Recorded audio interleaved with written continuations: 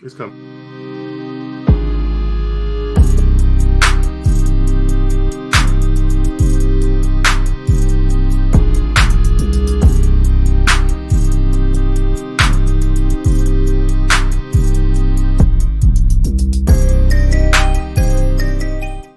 What is up, everybody? Welcome to Spec Club. It's been a while since we've been on Mondays, guys, but we are back and we came with a very special guest today. Technically, two special guests, but one of them y'all seen on here before. But our special guest today, Dinesh of Bad Idea. Um, a Hey guys. pleasure to have you on. Anybody that watches my channel frequently or enough knows that I'm a fan of Bad Idea. I understand that some of y'all that aren't, if you aren't a fan of Bad Idea, I really don't care, but I am. So it's an honor to have you on, Dinesh. How are you doing today? It's a very bad idea attitude. I'm good. Thanks for having me. Thanks for taking the time, guys. Awesome, awesome. And then y'all, of course, y'all, we got Yeezy in the house, my wingman. He's always down to do a podcast. You see him any and everywhere. Hardest working man in the comic book industry when it comes to podcasts. Yeezy, how you doing, brother? I'm doing well. You caught me on a good day. I had an opening in my schedule, so I figured why not jump in. Let's go. And then we got none other than the man who put you and me both on, Mighty Yep. Mel V, making a special guest appearance on a Monday. How you doing, brother? I'm doing good. I'm doing good on a Monday, right before 1 week before I go back to the working environment. Healed What's up up pretty now? good. I'm ready to go, man. I'm ready to go. Glad to have my man Dinesh on.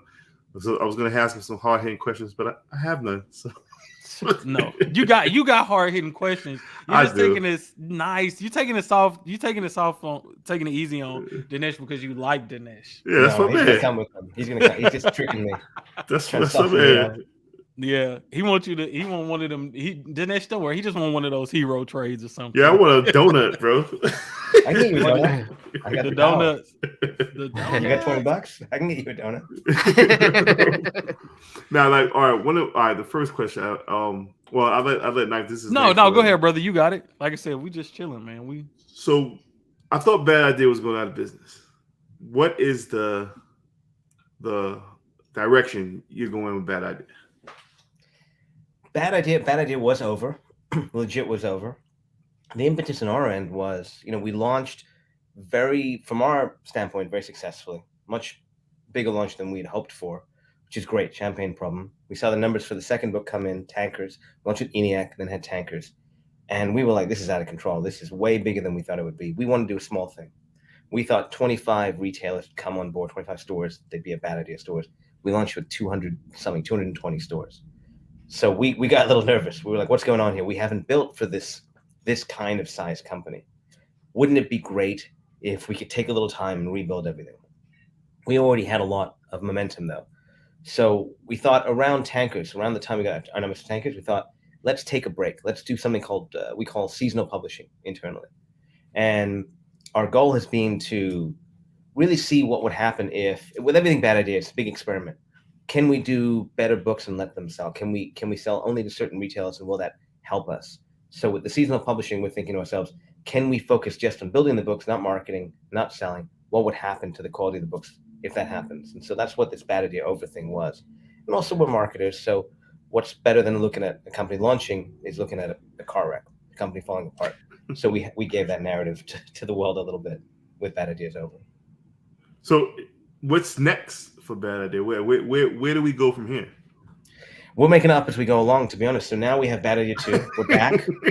It's a comeback. Everyone loves a return. We've got 2 parts here. The books legitimately are better. The Slate Bad Idea 2, part 1 and part 2, especially part 2. The best books I've ever worked on. All my time at Valiant, the last 15 years I've been publishing, these are the best books. And I really do think it's because we were able to focus on just the creative for so long. So now our plan is to figure out if seasonal publishing is something that we want to continue. We've got part 1. We'll see how people like that. We'll do a big thing with part 2, a big marketing exercise with part 2, put the books out there. I think people really like those books.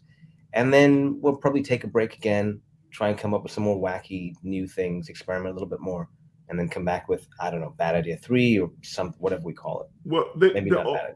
the overall consensus for Bad Idea was that they're great books, definitely the way they're manufactured, they did A+ with that.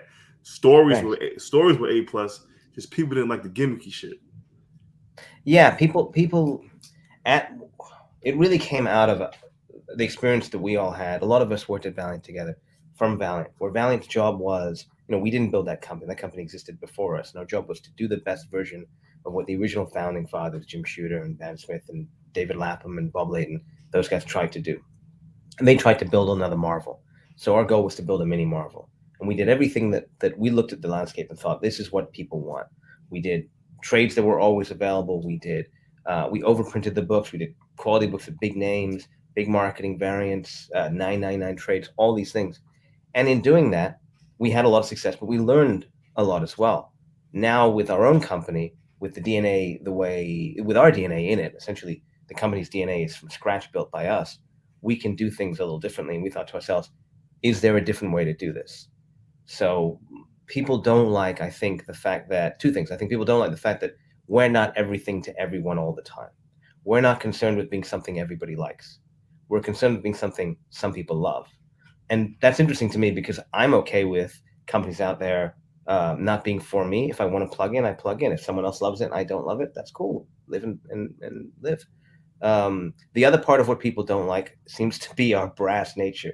We're very loud. We're very obnoxious. We say to everyone, you must pay attention to us. And people just are like, go away. I don't want to pay attention to you. Cool. Don't pay attention to us. But we're not going to stop. That's part of the problem with the industry of comics is the natural state is for everyone other than Marvel, including DC, to just kind of filter out into the background. And they all have to do something to get into everyone's attention, the store's attention, the press's attention, the reader's attention. We're just doing it, I think, a little more obnoxious than others, and it's upsetting people because they don't want to think about it. Yeah, I mean, one of the biggest things people hated was that fucking blank shit. shit. Oh, the invisible comic? Yeah, man. What were you thinking, man? And that's it's Warhol, right? I'm a huge collector myself. I love comics of all sorts, whether they're pre-code horror, raw comics, graded comics, variants, era. I love it all. And I see this discourse between collectors like yourselves and like myself. Don't buy the grade, buy the book, right? And that's an interesting thing to say. It's an interesting thing to think about. Some people do just buy the grade. They buy the graded book. They buy just the grade in the slab. So we thought when people start buying the grade, when people start buying the case, then the case must become art, right? And it just became a joke to us. It became a kind of a Warhol. Let's make a piece of art out of the commerce that is developed out of collecting. Here it is. Here's something that no one else has. If you want something no one has, is it Detective Comics 27? Oh my God, there's 50 in the world or whatever. Is it a 9.9 Hulk 181? There's just a few in the world. No, it's this ridiculous thing. Any collection in the world is the most ridiculous thing will be the invisible comic. You've never seen something so stupid, yet so, I don't know, kind of appealing. How many of them were there? There were, if I remember right, there were 34. There might have been 36. I can't remember exactly right. 34, 36. And how did you get CGC to agree to this craziness? We just asked. Honestly, we went to them initially and said, can we just do a case? Nothing inside. And they were super excited. They said, yeah, sure, we could do that. And then they looked at the machine and thought, they came back to us and said, well, we can't just do that. The machine won't press nothing. So we said, okay, what if we took some acetate, folded it in half, put 2 staples on it, 3 or 4 sheets? Could you grade that? Could you encapsulate that? Not grade it. Could you encapsulate it? Yeah, sure. And so that's how it started. Hold on. Acetated staples. Hold on. So you telling me that the Invisible Slab comic is actually the original acetate gate with staples? We got permission. There was no not getting permission. There was no selling to dealers and influencers ahead of time behind the scenes. It was a very fair process. People may say it's a very capitalist process. It was the most money wins, but it was a very fair process. Everyone had an opportunity to get one. See, and we did some contests. Comic contest, Key Collector. We did a few contests. Sorry. No, it's okay. That's my fault for cutting you off. But that's what I love about Bad Idea, because it's not like y'all trying to. It's not like y'all trying to go and say. It's not like you're doing one thing and then when you explain it to the public, you try to describe it as something else. You'd say, hey, it's a capitalistic process. Most person with the most money, y'all get the invisible slabs. Like it's not some drawn out excuse for why you did what you did, which is why I respect it more. Even though I told you at C2E2 that I wasn't a big fan of the invisible slab, but Yeah.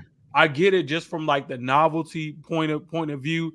And even though people bash CGC for it, all companies do things to kind of brand and market themselves in a fun way, which is why, example, McDonald's doing the adult Happy Happy Meal. Meal. Yeah. Yeah, that's a different way to market and God, those toys brand are ugly yourself. though. Yeah, They no, really yeah, are. they are, but they branded with a streetwear company, that kind Yeah. of has an odd eccentric style like that, and that's good that's good, cross branding for for both companies. I think a lot of people see CGC as a more serious, stuck up, type of company. So to jump outside of their box and do something like that, like I'm all for it. That's much better than the acetate gate where CGC caught a lot of slack for grading that Ultimate Fallout 4 with the acetate added on, et cetera, et cetera.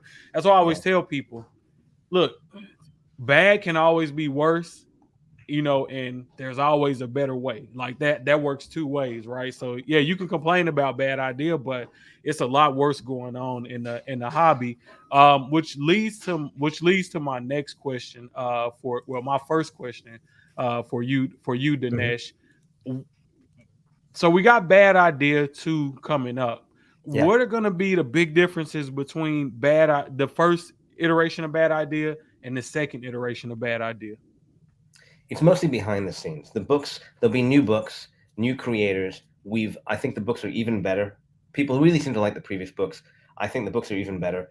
So it'll be all new ideas, all new characters, all new stories, and I'm really proud of them. But it's a lot of behind the scenes. So we really went to work over that period where we were gone, rebuilding our entire distribution system, rebuilding our solicitation system, our marketing system. So for the stores, things will be smoother.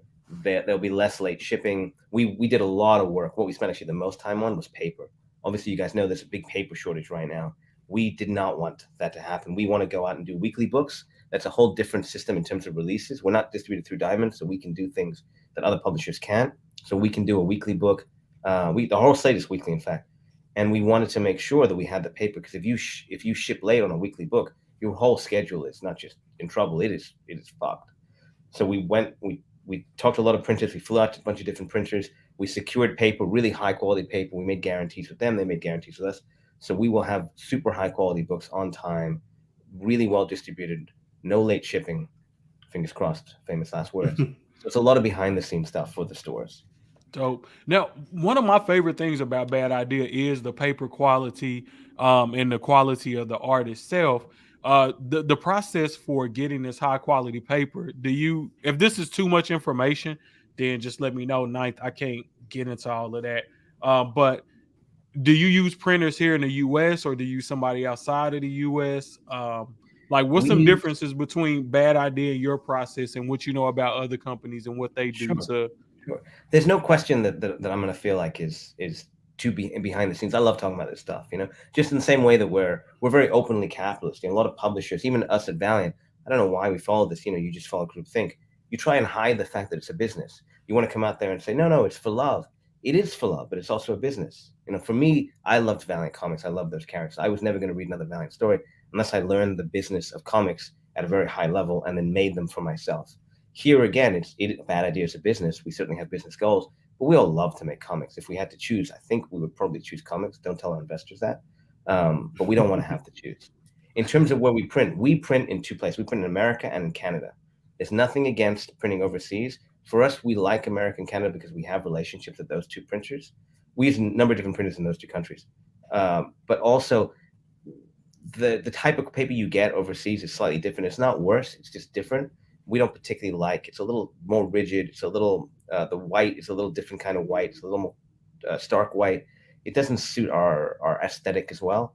And then you've got to wait a little bit longer to get things over from port, which means you got to send the books a little earlier. Our process for making the books, I think why the books are consistently of a certain quality, is very laborious. We do a lot more work to the books up front and in the back end, especially the back end, than any other publisher. I just went through.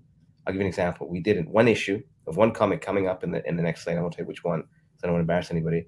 We just completed about 19 hours of lettering pass. That means the book is written. So the pitch came in, we did work on that. Synopsis came in, we did work. Outline came in, we did work on that. Scripts came in, did work on that. Art came in, we did work on that. Did the patches, color, letters came on board, cover's done. Announced the book. We're putting the last issue. This is, I just told you a little bit too much. The last issue of the series out, and we looked at it and we said we can do better. We have some wacky ideas. Sat down with the writer, and over the course of about 19 hours, we walked through the book. The writer rewrote it. We gave suggestions. His book, he rewrote it, and it's a completely different, not a different book, a deeper dive into the thematics, the metaphor, and the characters. And I think much, much, much, much richer. Now, it would have been a great book regardless, but if you see it and it can be better and you have the time, you don't want to let it go.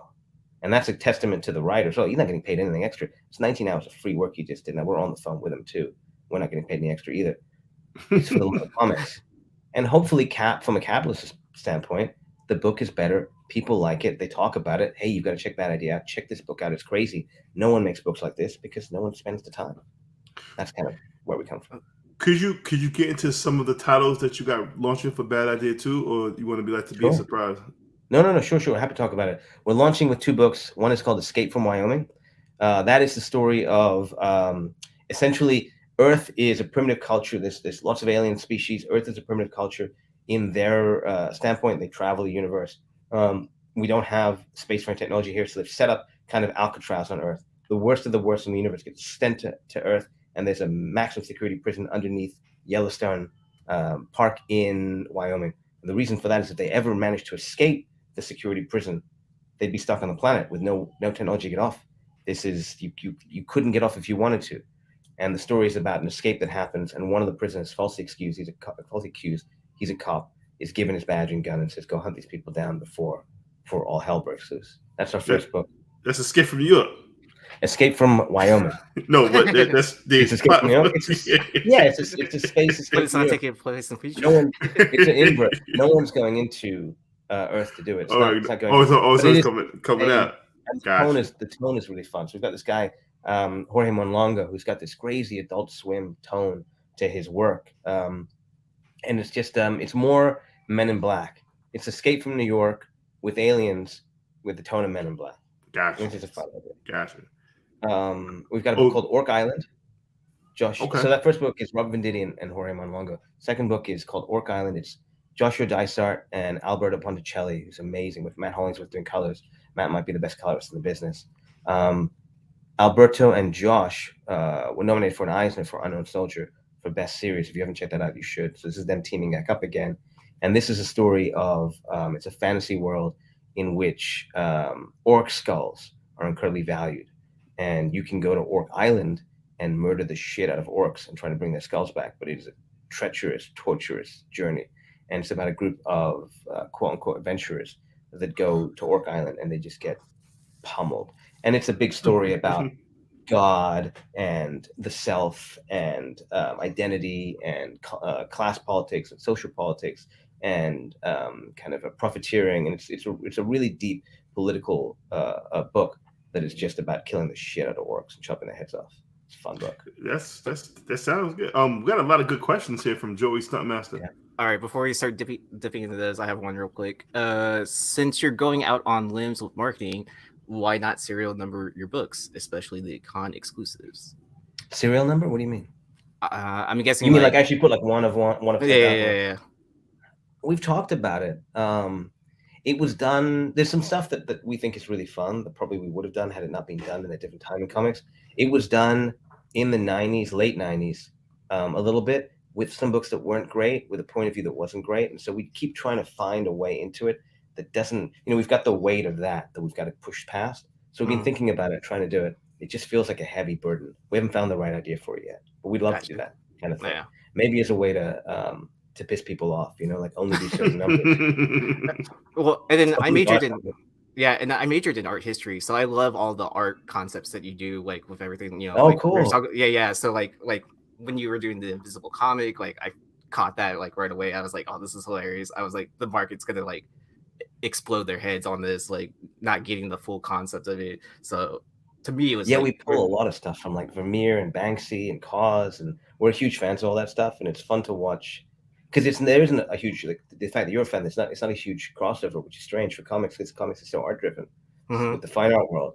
But it's fun to educate people on that, or at least steal ideas and they don't know where they're coming from. Well, yeah. So I mean, yeah, because I majored in art history, and I know like not a lot of comic people like deep dive into that. Like, it's funny to see all these concepts coming into this industry. So the creators do, all the comic creators, writers and artists, they're huge fans of that world, and so they see what we're doing, which it's been one of the blessings for Bad Ideas. We have the crop of creators that we have coming in this next wave. Is actually, we're going to announce one on Wednesday that's massive, and I couldn't believe it, and he's just super excited to be part of this because he sees what we're doing. So that's been fun to see these people come in. yeah. All right, so we do have a couple of questions out here, Yeah. more than a couple of questions out here in the chat. So let's go over some of those questions. First question is from Joey, the Stuntmaster. What's the difference between a Bad Idea television from the Kickstarter and the artist proof? So what he's talking about is we have actually to do with fine art. We've been doing these vinyl designer toys, and actually I have one. You know, I can show it to you. Hold on, let me see if I can find it. I'm gonna walk away. Don't look at my ass. Okay, here it is. This is our prototype. Bad Idea toy. Oh wow, right. That's neat. I like that. So it's just an art piece, right? It's got Bad Idea written over there, and it just sits. It sits on your desk. It's like these. It's like these up here. So that's Murakami. Yeah. That's Banksy. What's the other one? I can't see it now. That's David Flores. So we have a company that does these with us. They're super high end. They're really well built, really nice quality. And we teased the first one, called it The Object. And that's the one that we did with just our fan group that are kind of our big whale customers. And that's the artist proof. So there are about 30 of those, and those will be numbered one, like you said, numbered 1 to 30 or 32, whatever it is. And then the Kickstarter one is the regular edition. This is a regular edition, and we'll just we'll have some of the Bad Idea crew sign it, but eventually we'll offer this one to everybody. So this is just the not limited. The main run one. There'll be a lot of these ones, and if you wanted to go and get it signed, I suppose you could find us and get it signed. And on Kickstarter, we're just offering to sign it before we send it to you. But there's nothing special about it. It's not a colorway. It's not an artist proof.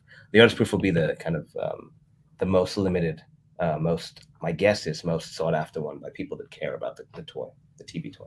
Yeah, designer toys, man. That's a very expensive market to get into.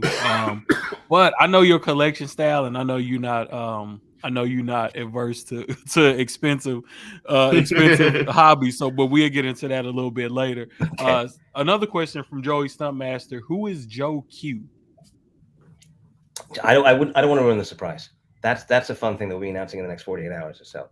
And one of a few. So I think people are going to be the heads will spin a little bit on how did that happen. And then I'm excited for the next one after that and the next one after that. We've got a few that we've, but also everyone knows who Joe Q is. You can guess. All right. We got a question from E-Man Tony. Which of Dinesh's idea failed bomb? So I guess which one of these bad idea books that failed or bomb? Which one was yours, Dinesh? Oh man. I mean, the way that we work, there's no my idea or someone else's idea. It's very collaborative. One of the best things about Bad Ideas, I get to work with a bunch of my friends, and we get to create together, and we get to play together. And there's not a lot of ego, and so we just kind of work on top of each other. But which ones have failed in terms of the company? Bad Ideas been very lucky. We haven't had one yet that I can think of. But Valiant, I mean, that whole thing failed, right? I got thrown out of my own company, and it's let's just say it's different now. Yeah, that failed. That's crazy. Yeah, to get thrown out of your own company. That's like, I guess that's like the equivalent to Craig getting fired on his day off on Friday. Someone got fired on the day off? You ain't never seen the movie Friday? Hold on, Dinesh. Oh, Friday. Yeah. Yeah, Friday. Yeah, Craig got fired on his day off. Yeah. All right, so next thing, did the success of ISOM influence your decision to use Kickstarter? No, because I have no idea what ISOM is. What is ISOM? Well, how much time you got? So ISOM is a Kickstarter comic book by a gentleman named Eric D. July. The book did really good. Is this the one that wasn't on Kickstarter, that he did it on his own? And the guy did you hear the Rippaverse?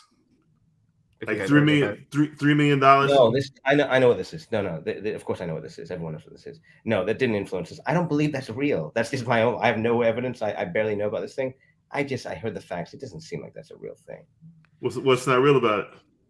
Well, he has his own. He has his own. If it's the one I'm understanding, he has his own campaign site, right? So you could just plug in whatever number you wanted to. Is that right? Am I thinking of the right one? No, well, he went through Kickstarter. Oh, okay. Then I don't know what this is. No, then I don't know what this is. Yeah, let me see if I can. Let me see if I can find a some Kickstarter. Find a post about it. Isom Rippaverse. Eric D. July. Wow, $100,000 goal, 3 million, 4 million. Yeah. The one I was thinking of did $1 million or $1.5 million, and that was on their own site. How did this happen? Good for them. You might be talking about Black Sands. Like, are you talking about Maybe, Black Sands? I don't remember the name. And he was the gentleman was on Shark Tank, and Kevin Hart funded it. Really? No, that one I hadn't heard of either. I'm out of the loop when it comes to crowdfunding, it seems. Man, it's hard to keep up with all of this stuff, man. There's always something going on. Okay, so this is, even for outside of Dinesh, for people that don't know. So this is Isom number one. Me personally, I'm not mad at it. I'm anybody that makes a IP and puts it out, comic book, movie, whatever you do, I'm gonna be all for it. At the end of the day, because it's very hard to break out in this industry. But at the same time, I do kind of believe in making a product that is going to stand the test of time, which is part of why I'm a fan of Bad Idea, because I feel like it's gonna stand the test of time, and down the road, people will realize, like, dang, man, I was tripping not supporting Bad Idea, in the beginning. So I kind of believe in that, but some kicks. But if you look, man, there are a lot of successful Kickstarter comic books, and some of them are really hard to find, really, really rare. So essentially, like, was Kickstarter, like, was that just like a natural evolution, or was it like a response to the first run of Bad Idea, which you have in the Bad Idea destination shops? Like, Kickstarter gonna hate that I said this. Kickstarter was a joke. We were looking for, we always try and find something. We have this big slate of books starting in November, and we always try and find something that everybody in comics knows, some kind of like mind share that we can subvert, right, in proper art fashion, in parody fashion. And so Kickstarter's been sitting there. Everyone knows Kickstarter. It isn't really a thing that a lot of publishers use. And we thought, we'll do a Kickstarter, and we'll do a Kickstarter for, here's our books, but if you hate us, give us money, we'll go away. And that felt like a funny thing for people to talk about. And in so doing, talk about here are the books that are coming out. The fact that it's now, we did a $10,000 goal that I honestly, did not think we would hit.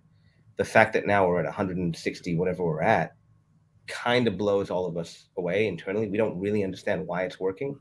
And so we're scrambling to try and feed the beast and see what exactly happens from it. I wouldn't be surprised if we did more, but only because we fell into it. We dumb lucked our way into something that seems to be a viable channel for us to get books to people. It's definitely working. Yeah, it's cool. I mean, it's fun. I'm enjoying the process of Kickstarter. They're really nice people. It's a cool platform. All right, so the next question is from E-Man Tony, and this kind of ties into a question that I have. Like, what is your process for picking writers and artists to do Bad Idea books? Are you just kind of linking up with people in the industry and helping getting their dream out? Are y'all bouncing ideas off each other? What does that process look like? We know it's a small industry. This is going to sound horrible. It's going to sound very egotistical. It's a small industry, and we've all been in it for a long time. I was CEO of Valiant for over a decade. I know everybody for the most part. They know me. If we don't know each other personally, we know each other through the books we've put out, reputation-wise. So for us, it's very much, it starts at story. Who's the right partner for this? Jeff DeCal, for instance, we worked with him a ton very early in his career with Bally. He did a ton of covers for us, a ton of stuff for us. I saw him at New York Comic Con, said hi. So, but there's nothing working on with him right now. I'm sure we could if the right project came along, whether it was a series of covers or interiors or a short story. It's always about the right fit as opposed to the name. And you'll see from our books, a lot of times the people you've never heard of before, we like breaking people out for the first time. Jorge Monlongo and Escape from Wyoming, I think, will be one of those names. that people will be excited about may become a big name. And there's other people that are huge names that just it was the right fit. That's our process. That's dope. I like that. Good Awesome. And also Yeah, I love collaborative. that as well. People have to be All right. collaborative. There's certain people that aren't collaborative. We don't like that. Dope. All right, so next question: when will you be staging a bad idea event in Brooklyn? That's kind of random. That is random. We all work remotely. I'm in LA, but a bunch of the guys at Bad Idea are in New York. So there is something we've been talking about for Brooklyn, actually. So I wonder if someone knows something that I don't. Lord of Brooklyn, BK for life. It's just a Brooklyn fad. I would not be surprised if early next year we announce something silly and crazy in Brooklyn. All right. So are any bad idea books currently being marketed for options? Look, our people are sharks, man. They want any edge that they can get on what's gonna be like movie and the TV next options? book to blow up. I mean, movie and TV options. So I own, I run. I started. How to put this? I started a film and TV company called Hive Mind. Produces The Witcher. We did Scary Stories to Tell in the Dark. There's a sequel coming. We did the Bloodshot movie there. I'm a film and TV company called All Nighter. We're doing Luther Strode with Justin Jordan. We have a director on that and a script. I'm working with James Gunn, Taika Waititi, first with Sony Pictures, projects with Amazon, Netflix, HBO, MGM, MGM, and I say Amazon. I'm trying to go through the projects in my head. So I have a ton of. I'm very lucky. I have a ton of relationships in that world. Almost everything Bad Idea is in some form along the process in film and TV. It's just a natural component of the business. It's not something that we actively like to talk about because we don't want to get people. The way Hollywood works is things can get very exciting and then fall apart. Mm-hmm. Things can be simmering and then suddenly go into production. So we're hoping to be able to talk about these things as far down into the process as possible. But yeah, there's writers, there's directors, there's big actors, there's studios, there's tons of stuff involved in the Bad Idea projects.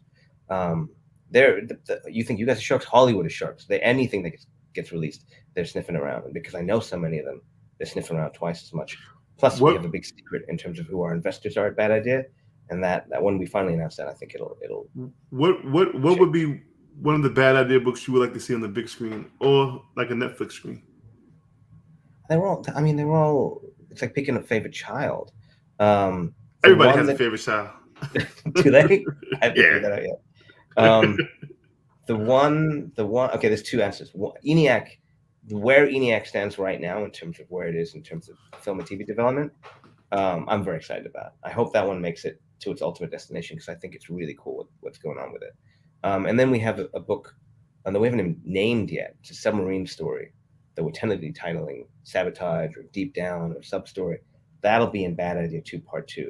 That I think is maybe the best thing I've ever been involved in comics wise. At least it's shaping up to be. And that one's also very exciting. What's happening to it from film and TV standpoint. That was a non-answer, but that's. I mean, that was a great non-answer though. So another question I thought was interesting. Any chance of jumping into the NFT market? No, we had the conversation obviously internally, but it doesn't make sense for what we're doing. Maybe down the road. It's not like we're adverse to it. It's just not that exciting to us. I agree. I'm not a big fan of NFTs. So I think this is a good question. Any plans for an ongoing series? Not in the way that you would think. Not in the every month a new issue comes out. We've done that at Valiant. I did that a lot, and there's just no way around diminishing returns. You start with as much time as you possibly can, a year ahead to get the first issue out, and then as you go, the window shrinks and shrinks and shrinks, and you find yourself just scrambling. The artist got sick, the writer turned in the script late, or production, something happened. The books, the quality decreases. So if we did it, we would do it. We'd pretend they're a series of miniseries, even though it's one larger series, 4 and then 4 and then 4, or we would do 1 through 4, then we'd come back later and go 5 through 9. We would do it like that. So not monthly, but yeah, ongoing series. Certainly, there's a lot that we have put on Bad Idea. Hero Trade's an example. In my mind, that is an ongoing story. We have just begun to tell the story that we want to tell on that, but in a lot of different formats: 8-pagers, one shots, the 2-issue series pretending to be 1-shots. We've got a big 100-page story coming up next. We've got a lot of plans for Hero Trade. Actually, that's the one that's most exciting to me in terms of film and TV. I've forgotten about that one. We have some really big names on that one. All right. And I think this is gonna be the last of the questions right here. Will there be any more offers for those who still have gold first customer pins? Plenty. We're never going to stop. Literally, the company could go out of business, and I would still be sending emails out personally saying, "Okay, go pin guys. Go pin guys and girls? What do you want? I got this thing over here for you." I just think that's a fun program. That's kind of the balance for us in terms of we're capitalists, right? We run a business, but also we want to balance the karmic wheel. So if you're early, you can get this thing over here, and then you can turn it in for something that hopefully is a really good exchange value for you. And we've got ideas to do even more, because I know it's tough for some people to get in to be the first customer, depending on if they have work or kids or whatever. So we've got some plans to try and expand that program. So See, now when you put it like that, that almost makes the gold first customer pins like a form of cryptocurrency. If you even though it's a physical object attached to it, like it's like a token. It's pretty much the same. Yeah, it's a token. It's pretty much the same concept. Now, wouldn't that be another cool though, if Bitcoin came with a physical coin this big, golden shiny? I'd be down. Yeah, it would. So my next, dang, we got a lot of good questions that came through. So somebody asked, what is the next con or expo that Bad Idea would be attending? And you kind of spoke about this before we went live. So let's go ahead and get this one. Sure, we're gonna be Baltimore Comic Con. We haven't announced it yet, so let's see if it changes a little bit between now and the next couple of days. We're in Baltimore Comic Con doing something called Not a Bad Idea booth, in which we will be there, but it'll have banners and it'll have stuff, but no one will be there. It'll just be 2 cardboard cutouts, one of Joshua Dysart, the writer of Orc Island, and one of Robert Venditti, the writer of Escape from Wyoming. And you can go, and there's a ticket, like a deli style ticket machine. You can take a number, and you take a ticket, and you take a selfie with either one, and then you tag us, and you come back at a designated time, and you're going to get a not Orc Island one or not Escape from Wyoming one, which is a comic book size comic that's completely blank, and it just says in big letters not Orc Island one. It's got the Bad Idea logo. It says not Bad Idea at the back. That sounds so much fun and hilarious. You guys smoking when you come up with these ideas? No, we're very sober. I'm drinking now. That's about as much as I get. So we're very sober. You couldn't come up with this any other way. All right, Dinesh. So our people love to push. They love to push the envelope. So they got a crazy question for you. Yeah, let's do it. They say, Dinesh, can you give everyone in chat a gold pin? I cannot. Dinesh, can you give me a gold pin? A gold pin.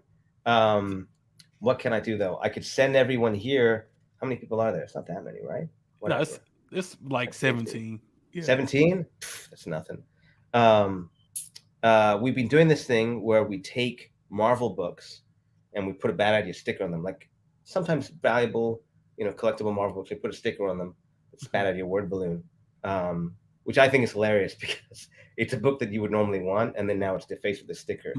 Like an Ultimate Fallout 4 with a sticker on. Yeah, so if you get me addresses, if you get me 17 addresses or however many people are here, I will send 18. Someone says 19 now. I will send 18 packages out with 18 somewhat or sought after Marvel and DC books with stickers on them. I'm going to keep doing this until Marvel or DC tells me to stop. All right. Yeah, that's hilarious. What we'll do is y'all send me y'all guys that's watching live. Y'all send me y'all addresses. I'm gonna go back and I'm gonna check the feed on the live chat to make sure y'all was in here beforehand, and I'll send those addresses over to Dinesh, and we'll get y'all taken care of. I promise I will send them. It will not happen fast though.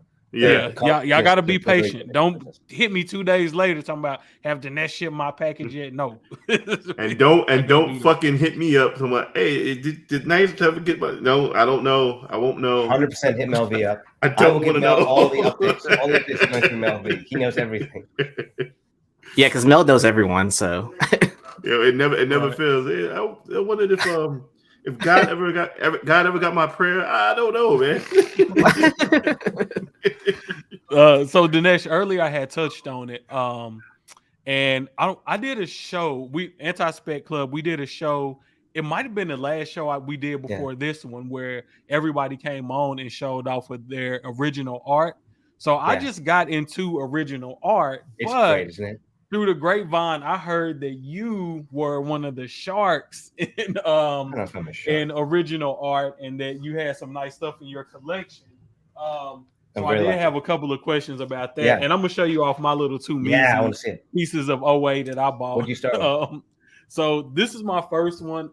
This is from Nice. Miles Morales. Yeah. What if number 1? This is the first time Miles transforms into the Hulk. That's an amazing piece. So I was like, yeah, you know, first time Miles turns into the Hulk, we'll probably never see it in the movie or anything, but it has some significance. We don't know that.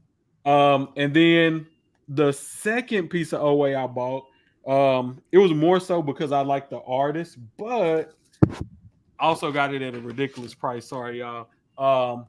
It's from She-Hulk. I forgot what issue it is, but it's a splash page. Oh, that's great. Who's the artist on that? Janoy Lindsay. So he's been doing stuff for Marvel and Boom mainly. But he has quite a few covers I like. I think on the book Eve that Boom has, I think he does like all of the variants for that series. I know he did the last series, and I believe he's gonna be the B cover artist on the new Eve series as well. But I just like his style. So I just got into OA at San Diego Comic-Con. So I know you're a big OA collector. Yeah. Or do you still collect comics, or has OA just became like your? No, I keep being told the natural evolution is to become, bigger and bigger and bigger comic collector, and then eventually get to OA, and then just be full OA. And I keep waiting to stop caring about buying comics. I just can't help myself, man. Even at New York Comic Con, I spent probably like $100, $150, and I bought like, I don't know, 50 comics, something like that. I just couldn't help myself. One of the first times I heard Dinesh's name, it was because he bought some crazy OA. I forgot what it was, but yeah, that motherfucker collection. I've got some here. You want to see some? Let me show you some. Yeah, show off some of your gems, man. Let's see. Just one down. Hold on. Gotta get full. T Jones, hit up Ninth Wonder on Instagram with your address. And Lord of Brooklyn, you're gonna be very disappointed when I don't answer you. All right, let's see what I got here. So, you want to see something irresponsible? This should be in a museum. Always. There it is. Wow. There it is. On the back. I don't even know a museum, man. You might want to put that in like a safety deposit box or something. I know. They happen to be here right now. They usually are. Here we go. Put them on the big screen, eh? Oh yeah. I'm tripping. Oh wow. Well, I didn't see what that was. What was that? I'll come at you. That's crazy. Spidey 300, Uncanny 248. 266. Wow, 266. Damn. Oh, what's that? 88. 88. You mean it's 88? Second appearance, Cable. I love this one. Wow. Oh wow. Wow. That's, George Perez. Yeah. Infinity. Yeah. That's amazing. That's crazy. That's a Weapon X cover there. Oh yeah, I love that cover. Yeah. People are gonna kill me. I'm gonna show one more. Well, I'll show this actually. This is also. Oh god, there's so much fun stuff here. Oh wow. Crazy. I've got two. Isn't that crazy? That's stupid. That's two of the original Watchmen covers, right? Yeah, two of the original Watchmen covers. That's crazy. They're worth about the price of a nice splash or a nice panel page. For whatever reason, the OA world doesn't really rank covers and Watchmen. Yeah, that's what somebody was telling me, and I don't understand that because the cover is like, if we buy books based off the cover, wow, that's crazy. So do you own an AF-15? Of course, right? A copy of the book? Yeah. I've got a couple copies. Yeah. Couple, motherfucker. I got thrown out of my own company, and they had to pay me a lot of money to do it, and so I really do have a valiant shaped hole in my heart. I would give it all up to get back to that company and be playing with those characters.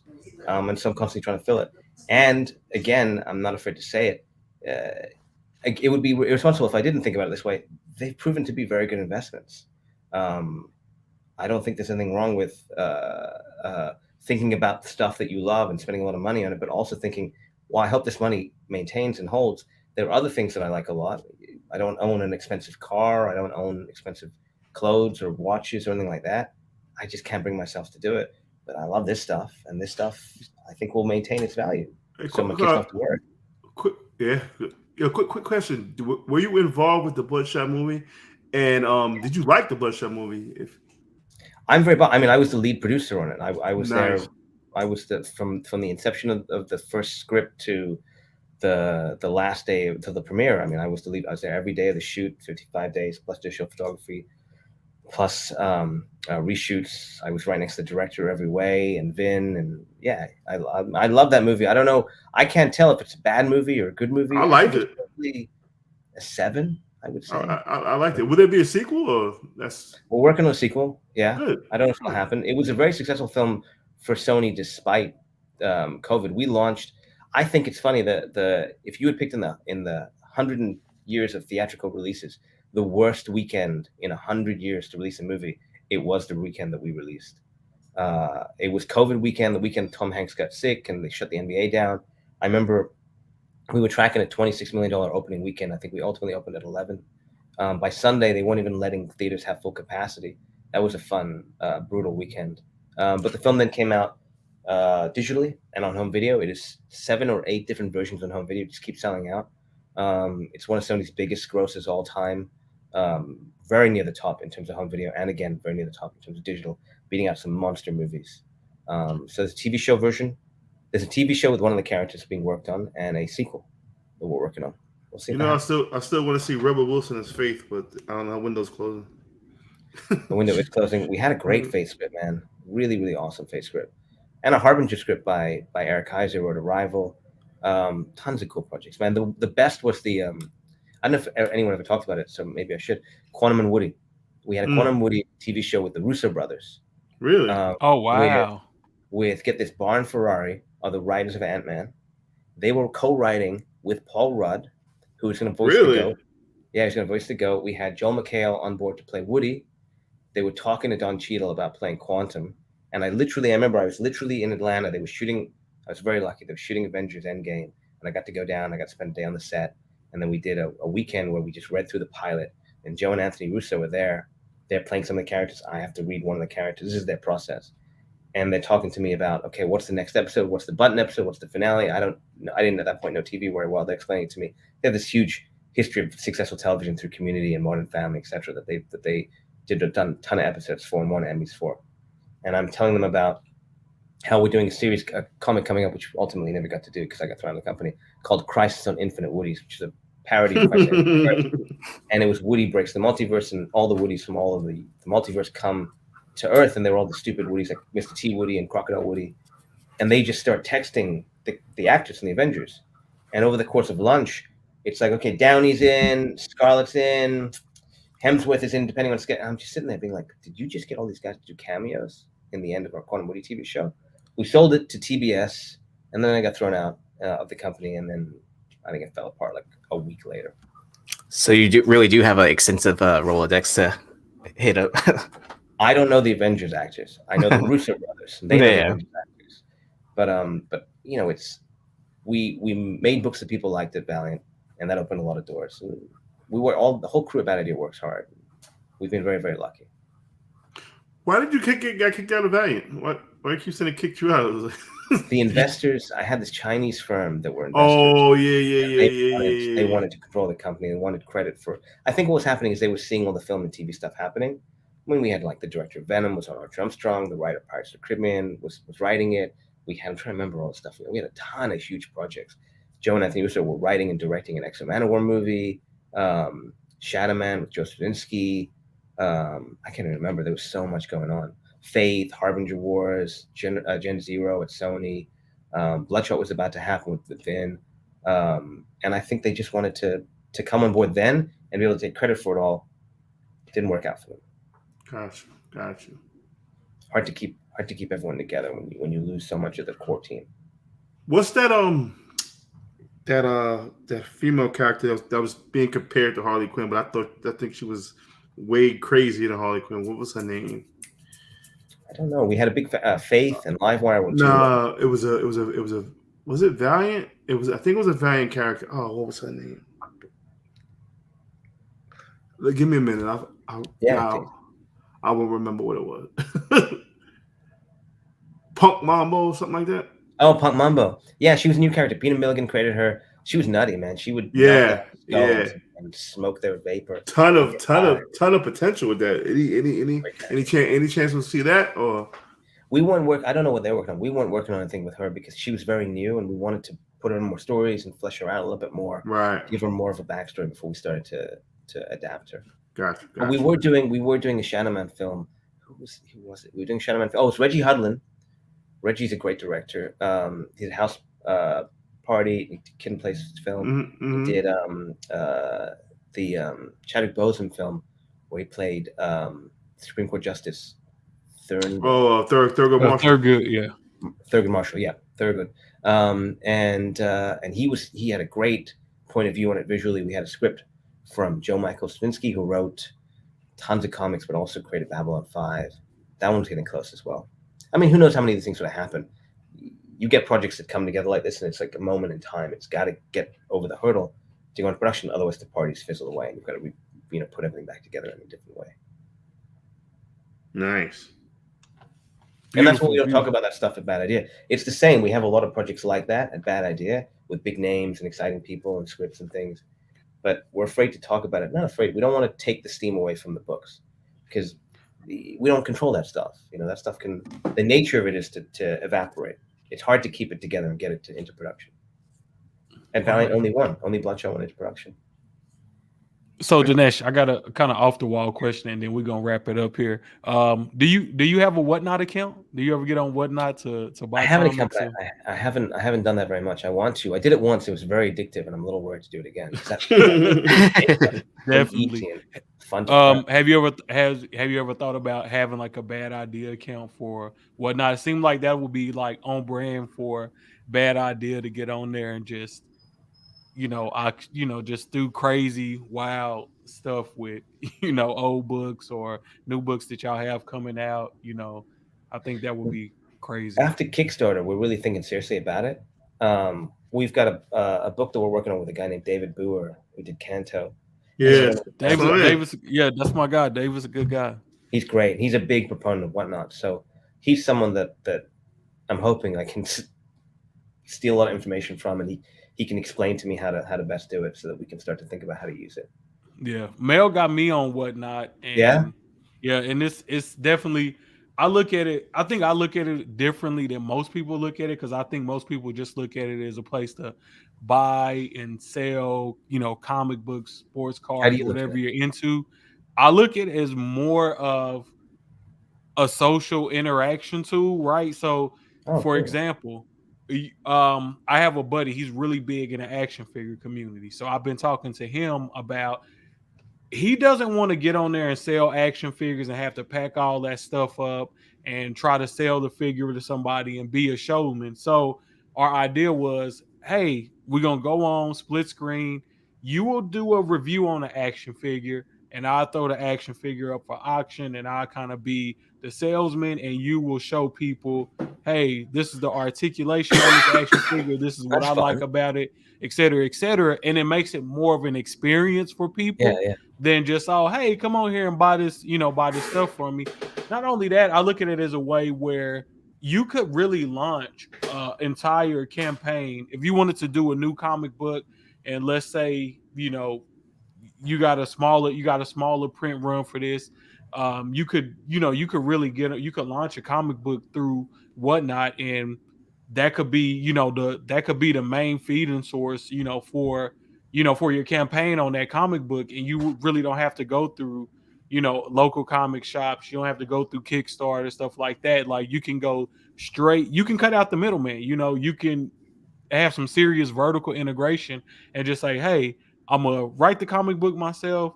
If you can do the art yourself, or if you got somebody teaming up with you to do the art, you can literally do everything yourself, and people will get to know you. You can talk to people about, hey, this is the book, this is the idea behind this, and you can really build you a fan base through, Whatnot. I've seen guys go on there from literally having no following to now, they're up to 8, 10, 12,000 Oh, yeah? viewers. And yeah, so it's it's really it's really crazy, the power of Whatnot. And I think about it more, and it's just not selling as what most people think, but you can really evolve a fan base. And the good thing about Whatnot is, when in the realm of comics, there are a lot of people that are new to comics because they're on Whatnot because they do Pokemon cards or Funko Pops or basketball, football, sports cards, vintage clothing. They scrolling Whatnot one night. They say, "Oh, let me jump in this comic show," and Oh, interesting. yeah. So it's a new way to grow.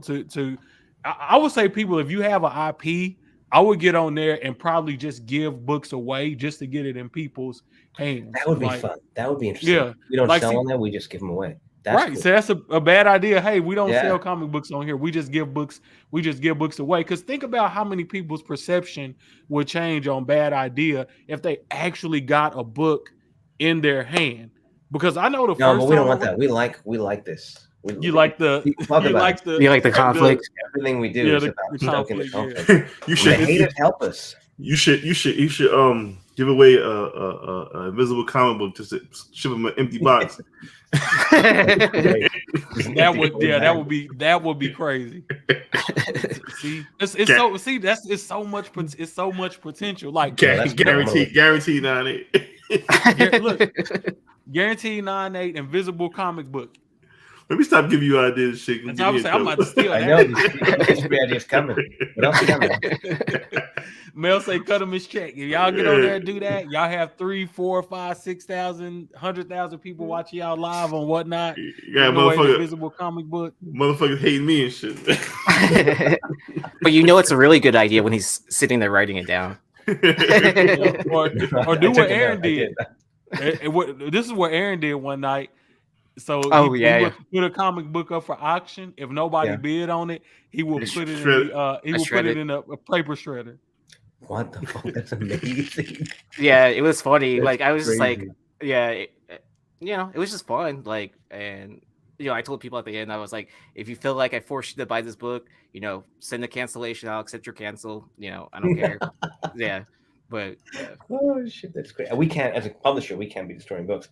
That's incredible, though. Did you shred anything in the end? Yeah, I shredded. Like, after the timer went down, I was like, shredder. Oh, you didn't do it on camera? I didn't do it on camera. They just heard the sound up. See, I would have been over there putting paper in. Like, oh, that's one book destroyed. Yeah, I would have gimmicked the whole thing. I did gimmick the whole thing. I was shredding old shipping labels that I didn't need. So really? It also wouldn't fit on frame. You know what I mean? Like, with me presenting the book. But Joey the Submaster said mystery box just invisible book. All right, man. Confetti. Did you keep the confetti? The shredded pieces? I mean, that you could sell that next. Well, that's why I put in a buy it now. I was like, all right, so if you just want a shredded book, buy it now, right now, for $5-10 or whatever it was. Yeah. Terrible. I had a hard hitting question, but I don't know if I want to get into that right now. Yeah, let's do it. No, hit him with all right. He's up for the challenge. Do you own Key Collector? No, I'm so happy you asked that. I don't know where that started from. No, I do not own Key Collector. I do know Nick at Key Collector. I'm friendly with him. Do you have any stake in Key Collector? I have zero stake. I have nothing financial, business-wise, no contracts, no equity. I have written a little bit for Key Collector when it'll be like, oh, EC Comic, he'll call me and say, hey, can you write this entry? I'll just write a quick entry for him. I certainly will call him and be like, you fucking idiot, look at this top 10. You think these are not the hottest books of the week? And I'll point stuff out to him, or I'll text him and be like, are you watching what's happening at Heritage? And then he won't do anything about it. He works really hard. He's very smart, drives me crazy. I love Key Collector. I think they're a great boon for the industry. I think they could be 10 times the boon that they are, though. So I have a love-hate thing, but they're great. His heart's in the right place, and he works really hard, so I can't fault that. But no, I have no official. I'm just the thorn in his ass. I have no official role at Key Collector or stake in it. All right, there you go. I know the rumors that you, Comic Time, Nick, who else? Ain't no telling who else they done said own Key Collector now, man. Every other week somebody else owns Key Collector or got a stake in it. Just like, one guy. I mean, I don't know if he likes to talk about it just being him, but my understanding is it's just one person. He managed to keep hold of everything. I wish I could own Stake and Key Collector. Like, I don't understand people's thought process. Like, why would owning Stake and Key Collector be a bad thing? That's like, honestly, like, if it wasn't Key Collector, I don't think we would have saw the boom in comic books that we did during COVID, because it made comic books a lot easier to collect. Because you got an app that you can go to that's gonna tell you, all right, I should be looking for this, and that, and it's definitely a great entry point for somebody that's new to comic books, in my personal opinion. So I don't understand why people could be more though. You could be doing more. They should be doing more. I'm always pushing them. True, they definitely could. See, you need to put me in contact with Nick, because I have Key Collector. I have Key Collector popping. So you guys should interview him. Have you thought about interviewing him? I will. I mean, if he'll do it, I definitely do it. If you can put me in contact with him. We interviewed Nick a while ago. Ask him what the first appearance of Wolverine is. See if he knows. Nah, he'll trigger me with that cameo bullshit. No, he went on an interview. He's gonna hate that I'm telling the story. Because he thinks I'm the only one that remembers. He went on an interview and they said, "Oh, Hulk 181," and he jokingly went, "Oh, what's that?" But he can't make a joke, so they thought he was serious. And for like a month, there was this whole thing. The guy who runs Key Collector doesn't even know what Hulk 181 is. And I won't. He can't joke around. He under too much of a radar. Because the real answer is Foom 6. So. See, but that to me, that says more about other people and less about Nick, because you can't make a joke like the fact. You should watch that clip, man. He's not funny. He's not a funny guy. You could not. You got that dry sense of humor. Too dry. He was nervous, I think. He's not done a lot of camera stuff. But you guys should. He's better now. You guys should. Was that when we interviewed him? Unpressable Defects. Oh, this was a while. I think it was you guys. Actually, I think it was you guys. I can only remember his face. I can't remember who else was on that. Oh, he was drunk as shit. He was drunk as hell. Yeah, I was drunk as shit. And he got mad because we was talking about cover price, and he got the interview kind of went fucking left. The interview kind of went crazy and shit. So we had to reel him back. He was fucked up, and then we went to conference. Why the fuck you bring me on here talk about cover? I was like, yo, chill out, man. He's very different now. He's much better. He's more media savvy. He's very smart. He knows his shit. He's a fun time. You guys are get a kick out of it. It's hard for people to become media trained, especially if you're used to being behind the scenes and not really dealing with. This was back when he first break it out. Like, he thought everybody was against him. I mean, people are against him now, but I like Nick. Nick cool. I got no problem. He gets a lot of hate, man. Everybody gets a lot of hate. Everybody get hate. If you got no haters, you ain't doing it right. Yeah, exactly. You gotta. The more haters, the better, baby. That's the way I look at it. All right. Anybody got any other questions for Dinesh? Because if not, we're gonna go ahead and wrap this thing up. Dinesh, I appreciate you for coming on tonight. It's been a pleasure. Dinesh, where will we see you next, and where can the people find you? We'll be at Baltimore Comic Con.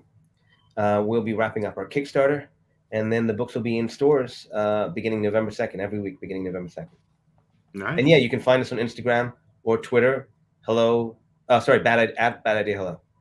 And that's me. Yeah, and then this is Dinesh's IG. Damn, Dinesh, I should have asked you if you were showing your IG off, but you ain't got nothing on here but bad idea stuff. So it's just me after the gym taking my shirt off in the mirror.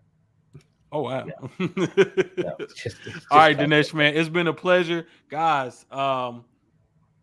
Look, everybody that came out tonight had questions for Dinesh. I appreciate you, Yeezy, Mel. Thank y'all for coming through. Hopefully, we can do this again soon once some of these bad idea books start rolling out, and I'll let you know what I think about them when they start rolling out. I think I read every bad idea book from the first time around. Nice. I think I might be a couple. I think maybe I didn't finish reading a lot, but I think I read everything when they first came out. So I'm excited to do it all over again. Oh, I haven't read Hero Trade because I don't have a copy of Hero Trade, but it's in the back of ENIAC 3. That book is we reprinted it in the back of ENIAC 3. It did. You're right. I think I did read Hero Trade then.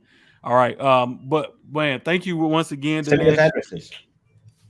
Yeah, we definitely. I will. I don't know if they will, but I love free shit. All right, y'all. We out of here.